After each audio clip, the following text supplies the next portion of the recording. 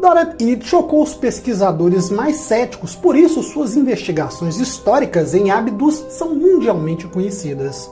Set, como ficou conhecida, significa a mãe de Sete.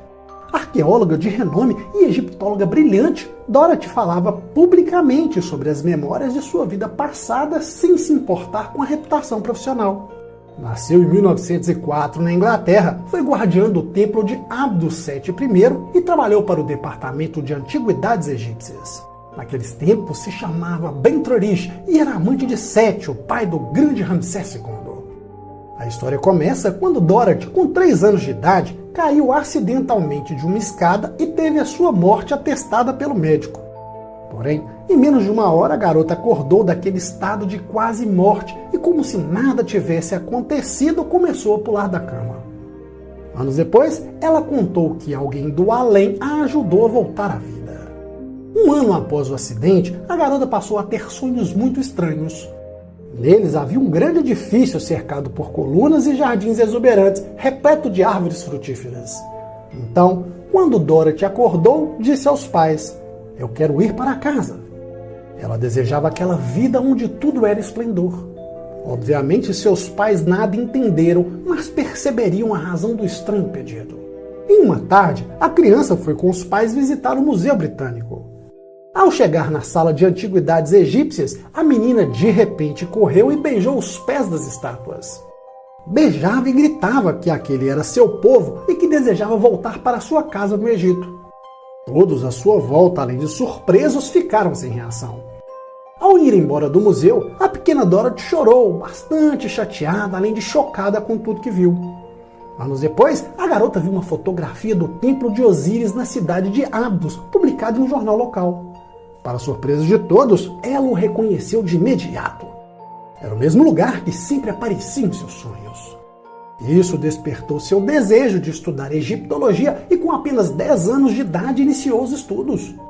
O curador do Museu Britânico ficou encarregado de ensiná-la sobre o assunto e a ler os hieróglifos. Aos 14 anos, Dorothy teve uma revelação chocante. Uma noite apareceu para ela uma figura vestida com uma túnica branca e uma capa azul. Era o faraó Sete I, o monarca que, conforme os arqueólogos, foi quem mandou construir o Templo de Abidos. Então, após a visão surpreendente, a jovem recebia mensagens todas as noites de lua cheia. E foi assim durante 10 anos. As mensagens chegavam por meio de escrita automática, um tipo de canalização de informações de um ser chamado Orre. Nelas foi revelado que Dorothy viveu no Egito em outra existência e que seu nome era Bentralish. Era uma sacerdotisa egípcia, filha de um militar e de uma modesta verdureira, e que desde os 3 anos de idade vivia no Templo de Abidos. Aos 27 anos, a jovem Dorothy começou a trabalhar em uma revista egípcia, escrevendo artigos em defesa da independência do país. E foi precisamente lá que conheceu o jovem egípcio Abdul-Meghi, com quem se casou. 2 anos depois, ela e o marido foram para o Egito para se estabelecer no Cairo. Da união, nasce um filho que recebeu o nome de Sete.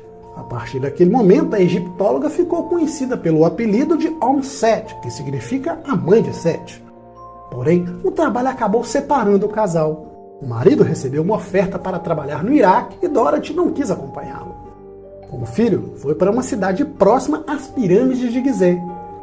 Lá trabalhou como redatora no Departamento de Antiguidades Egípcias.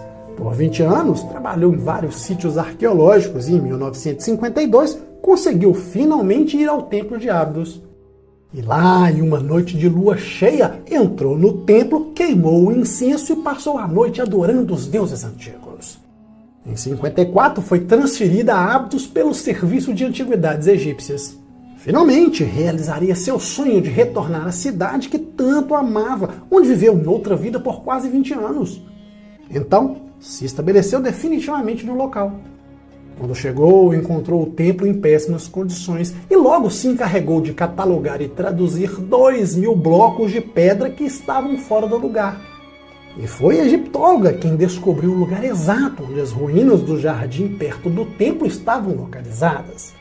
Muitas vezes ela via além do que os sonhos mostravam, como prever a existência de um túnel que passava sob a parte norte do templo e que foi confirmado em uma escavação posterior.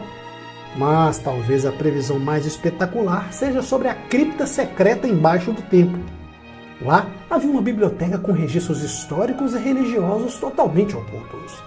Esses documentos revelariam os grandes mistérios sobre um passado desconhecido na história do Egito. No entanto, a ordem para as escavações até hoje não foi liberada. Homset também fez outras revelações perturbadoras. Conforme a informação recebida por Sete I, o Osiron, ou seja, o próprio templo de Abydos, não foi construído por ele. Ele é de uma época anterior. Assim como a grande esfinge de Gizé, muito mais antiga do que a data oficial de 2.500 anos a.C. Seu conhecimento absurdo em escrita hieróglifa a fez uma grande especialista sobre as antigas cerimônias egípcias. Por conta disso, passou a vida realizando rituais sagrados. Todos os anos levava ofertas de pão, vinho e incenso a Osíris e Ísis. E as noites eram reservadas às visitas de Sete I.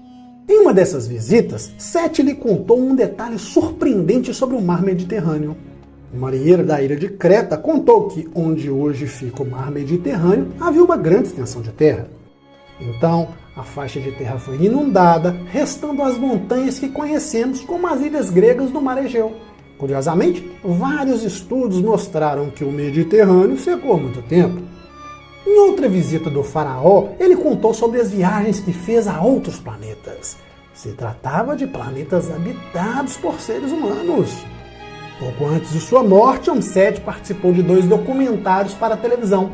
Um da BBC, chamado Homset e seu Egito, e outro da National Geographic, chamado Egito em Busca da Eternidade.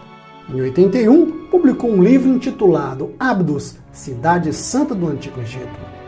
Ela passou o final de seus dias em uma cabana bastante modesta, mas estava onde queria estar, ao lado do templo de Sete I, sempre ao lado dos amigos fiéis, vários gatos, um ganso e um burro. Seus restos mortais foram enterrados no deserto. De acordo com uma antiga tradição egípcia, seu túmulo foi construído no lado oeste de sua casa, exatamente em seu jardim. Em sua lápide foi esculpida uma figura de Ísis, a deusa da fertilidade. Dorothy acreditava que após morrer, seu espírito encontraria os amigos que fez em vida. Esta nova existência foi registrada nas pirâmides. Dormindo ela vai acordar, morrendo ela vai viver. Sem dúvidas, Homset foi uma notável arqueóloga respeitada em todo o mundo, além de ser uma mulher excepcional que viveu de acordo com suas crenças e no lugar que amou. Uma terra repleta de muitos mistérios.